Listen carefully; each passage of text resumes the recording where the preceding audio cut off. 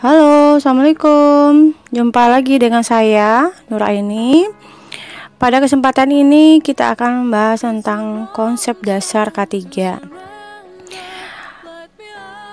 Seperti pertemuan sebelumnya ya, untuk pengertian K3 telah dibahas, yang mana K3 ini adalah suatu ilmu pengetahuan dan penerapan dalam upaya pencegahan kecelakaan, kebakaran, peledakan, pencemaran penyakit akibat kerja, dan lain-lain. Nah, untuk kecelakaan kerja, perlu kita ingat kecelakaan kerja tidak selalu diukur adanya korban manusia cedera atau mati. Tetapi kecelakaan kerja adalah suatu kejadian tidak diduga atau insiden yang mengakibatkan kekacauan proses pekerjaan atau produksi yang direncanakan sebelumnya. Di sini adalah gambaran APD ya, untuk mengaitkan istilah-istilah K3 yang sering digunakan.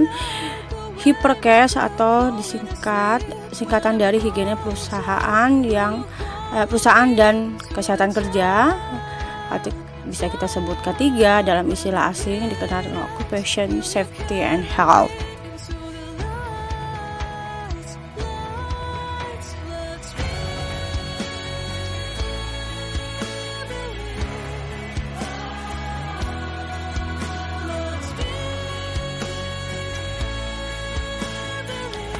Untuk selanjutnya adalah kesehatan atau health, adalah derajat atau tingkat keadaan fisik dengan psikologi individu.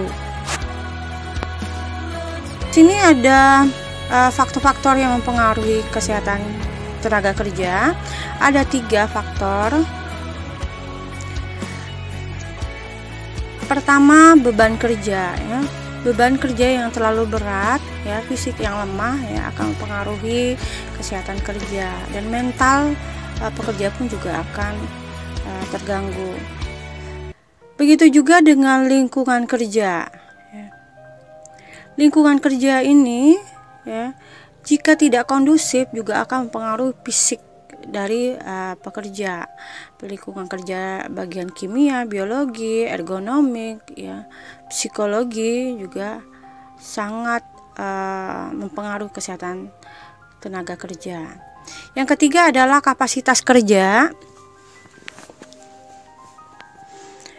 Di sini keterampilan ya, seseorang itu dituntut untuk punya keterampilan yang maju atau bagus ya. Kemudian kesegaran jasmani dan rohani ya, status kesehatan gizi, usia, jenis kelamin, ukuran tubuh. Nah, ini akan mempengaruhi apabila diposisikan di luar ukuran tinggi badan seseorang atau jenis kelamin seseorang. Nah, itu diharuskan itu laki-laki yang punya tenaga yang lebih kuat dibanding perempuan. Kemudian atau usia lebih tua, kan produktivitasnya juga akan menurun. Selanjutnya adalah pengertian hazard. Di sini suatu keadaan atau kondisi yang dapat mengakibatkan atau berpotensi menimbulkan kerugian, injuri atau penyakit bagi pekerja. Zat juga dapat berupa bahan-bahan, bagian-bagian mesin, bentuk energi, metode kerja atau situasi kerja. Kan di rumah sakit, mungkin keterampilan skillnya, alat-alat yang kita gunakan pada saat kita melakukan asuhan keperawatan, mulai dari pengkajian hingga tahap evaluasi keperawatan.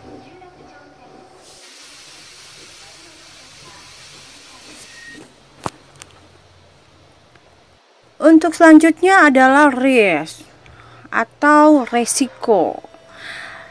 Adalah ukuran kemungkinan kerugian yang akan timbul dari sumber bahaya hazard tertentu yang terjadi. Nah, untuk menentukan resiko membutuhkan perhitungan antara konsekuensi atau dampak yang mungkin timbul di probabilitas yang biasanya disebut sebagai tingkat resiko. Nah, ini akan kita bahas untuk pertemuan berikutnya di manajemen resiko.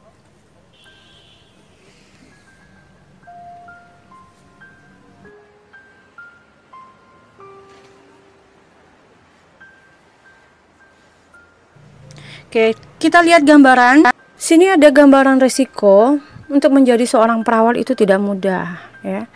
Tidak semua orang bisa menjadi seorang perawat. Perawat itu dihadapkan oleh penyakit. Tapi pada situasi seperti ini kita tetap menjadi seorang perawat, ya, mengambil keputusan, mengambil resiko untuk menjadi seorang perawat dengan ketentuan kita tetap harus menjaga keselamatan kerja kita.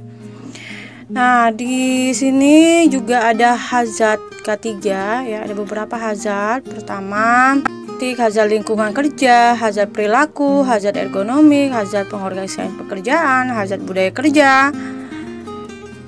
Nah, di sini kita akan membahas tentang satu persatu hazard tersebut. Pertama adalah hazard somatik, hazard yang sudah ada dalam tubuh si pekerja. Lazimnya biasanya adalah faktor risiko penyakit bawaan, hipertensi, diabetes mellitus, obesitas, ya, sampai asma. Nah, ini tidak bisa dihilangkan tapi bisa dikondisikan atau diminimaliskan supaya tidak terjadi kecelakaan pada saat kita melakukan pekerjaan. Bagaimana pengendaliannya? Pola hidup sehat, diet seimbang, olahraga, ya, pola hidup yang baik. Berikutnya hazard lingkungan fisik.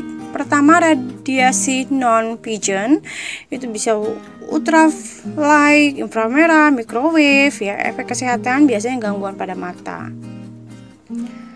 ya, bisa mengakibatkan sementara atau permanen, ya, bisa juga gangguan pada kulit. Yang berikutnya adalah radiasi pigeon, itu bisa disebabkan oleh sinar X, sinar alfa, sinar beta, dan lain-lain. Efek akut yang biasanya terjadi itu adalah sindrom susunan saraf pusat, gangguan pencernaan, gangguan hemopoietik. Efek kronis yang biasa ditimbulkan itu karsinogenik, kerusakan genetik, ya.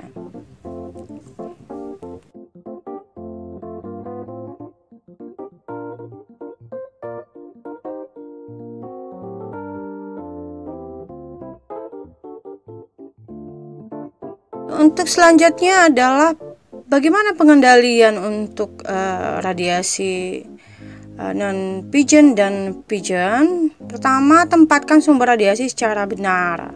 Ruangannya harus diisolasi misalnya. Kemudian lindungi operator dengan menggunakan APD yang sesuai.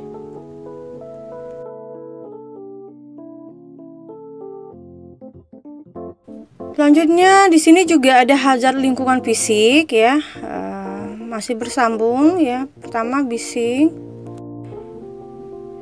Bising itu suara yang tidak dikehendaki, efek terhadap pekerja, gangguan fisiologis, gangguan psikologis, gangguan patologis organis. Bagaimana pengendaliannya? Substansi. Berikutnya hazard lingkungan fisik. Suhu atau temperatur. Suhu tinggi bisa mengakibatkan heat stroke dan head cramps. Ya, pengendaliannya itu harus banyak minum, asupan garam dibatasi, istirahat dan tidur pakaian serta aklimatisasi.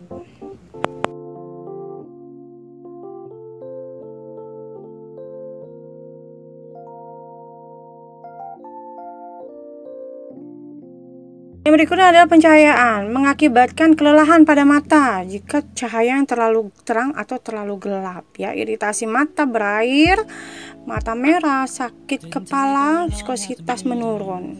Ya, bagaimana pengendaliannya? Pertama, sumber pencahayaannya harus diatur, ya, intensitas, ya, sumber cahaya, keadaan lingkungan tempat kerja, luas jendela, langit-langit atau dinding, tenaga kerja, kemampuan penglihatan, kondisi kesehatan. Nah, ini bisa difilter pada saat penerimaan tenaga kerja. Yang berikutnya adalah hazard lingkungan fisik.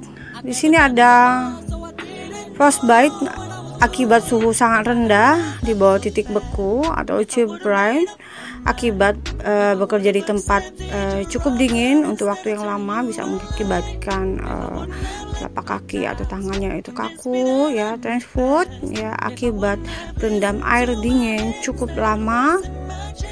Hiperbarik getaran akibat terpajan terhadap getaran yang menimbulkan Down syndrome ya, seperti orang yang tremor.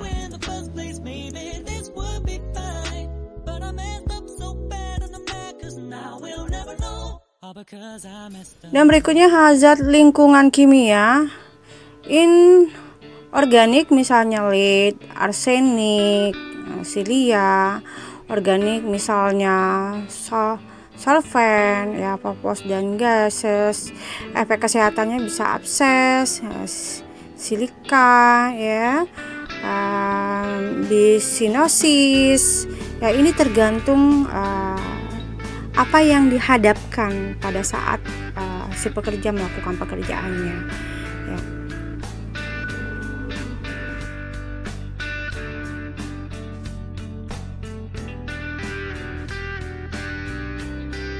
Berikutnya adalah hazard biologi. Hazard biologi bicara tentang mikroorganisme, bakteri, virus, fungi. Ya, ini merupakan toksin ya, bisa mengakibatkan infeksi dan alergi. Arthropoda, serangga atau sejenisnya, ini bisa mengakibatkan sengatan dan mengakibatkan infeksi. Kemudian tumbuhan tingkat rendah yang membentuk spora. Vertebrata, protein alergen, bisa urin, saliva, feses, kulit atau rambut ya, yang mengakibatkan atau penyebab dari alergi.